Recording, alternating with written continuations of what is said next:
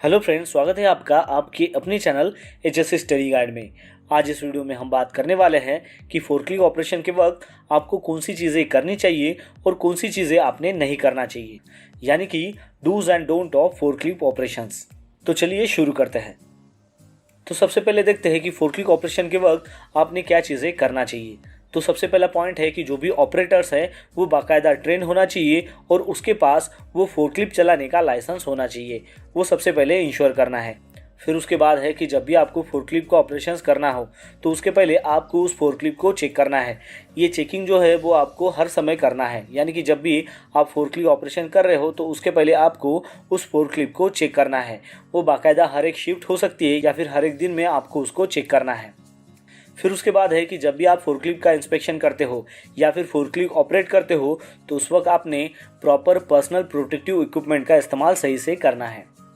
फिर उसके बाद है कि जब भी आप फोर्कलिफ्ट ऑपरेशंस करते हो तो उस वक्त आपके जो आर्म्स है, यानी कि जो बाजू है और जो लेग्स है, वो कैबिन के अंदर ही होना चाहिए। फिर उसके बाद है फोर्कलिफ्ट ऑपरेशन के वक्त, यानी कि ड्राइविंग के वक्त आपको सीट बेल्ट का इस्तेमाल सही से करना है। फिर उसके बाद है कि फोर्कलिफ्ट ऑपरेशन के वक्त कोई उसमें अगर डैमेज या फिर डिफेक्ट्स आता है तो तुरंत उस इंसिडेंट्स के बारे में आपको सेफ्टी मैनेजर को बताना है। फिर उसके बाद है कि जो भी डिफेक्ट्स है या फिर जो भी डैमेज हुआ है उसको आपको मार्क करके रखना है और उसमें क्लियर वार्निंग लेबल्स होना चाहिए, साइंस होना चाहिए या फिर टैग्स होना चाहिए ताकि वो इजीली आइडेंटिफाई हो सके। फिर उसके बाद है कि जहाँ पर भी आपको फोर्कलिफ्ट का ऑपरेशंस करना है तो वो जो रूट है उसका आपको प्लानिंग करना है और वो आपको एक्यूरेट हज़ार्ड असेसमेंट और प्रिवेंशन के लिए काम आएगी। फिर उसके बाद है कि जहाँ पर भी आप फोर्कलिफ्ट का ऑपरेशंस कर रहे हो तो वहाँ पर जो भी स्पीड लिमिट है वो आपको फॉलो करनी है और उसी स्पीड लिमिट से आपको गाड़ी चलानी है। फिर उसके बाद है कि जब भी आप फोर्कलिफ्ट का ऑपरेशंस कर रहे हो तो जहाँ कहीं भी इंटरसेक्शंस हो या फिर ब्लाइंड स्पॉट हो या फिर जब भी आपको गाड़ी को बैक करना हो, यानी कि रिवर्स करना हो, तो उस वक्त आपको साउंड हॉर्न का इस्तेमाल करना है। फिर उसके बाद है कि आपको सफिशिएंट जो डिस्टेंस है वो मेंटेन करके रखना है जो अदर व्हीकल्स है या फिर अदर जो फोर्कलिफ्ट्स है उससे। फिर उसके बाद आपको ध्यान में रखना है कि जहाँ पर भी आप फोर्कलिफ्ट का ऑपरेशंस कर रहे हो तो वहाँ पर अगर मान लो पेडेस्ट्रियन अगर वॉकवे है तो उस वक्त आपको ज़्यादा ध्यान रखना है और हमेशा आपको उनको राइट ऑफ वे देना है। चलिए अब बात करते हैं कि कौन सी चीज़ें आपको फोर्कलिफ्ट ऑपरेशन के वक्त नहीं करना चाहिए। तो उसमें सबसे पहला पॉइंट है कि जो भी ऑपरेटर्स है वो अगर फोर्कलिफ्ट को चलाता है लेकिन उसके पास ट्रेनिंग या फिर लाइसेंस नहीं है और उस कंडीशंस में अगर उस फोर्कलिफ्ट को वो ऑपरेट करता है तो वो चीज़ उसको नहीं करना है।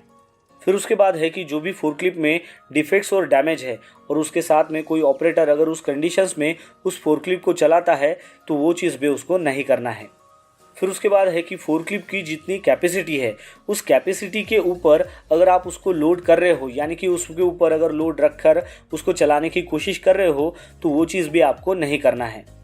फिर उसके बाद है कि फोर्कलिफ्ट ऑपरेशन के वक्त सडनली अगर आप ब्रेक करते हो या फिर शाफ्ट जो है वो टर्न लेते हो तो वो भी चीज़ आपको नहीं करना है।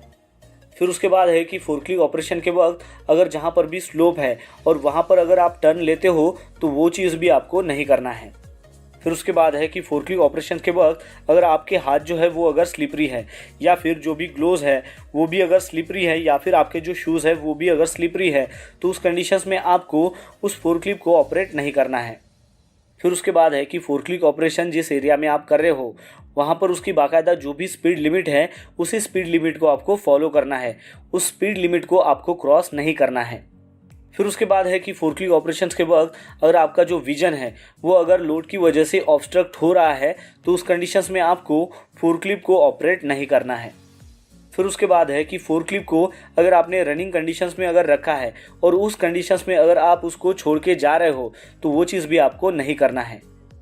फिर उसके बाद है कि जो भी फोर्कलिफ्ट के जो भी फोक्स है तो उसका इस्तेमाल आपको किसी लोड को पुश करने के लिए या फिर ड्रैग करने के लिए नहीं करना है।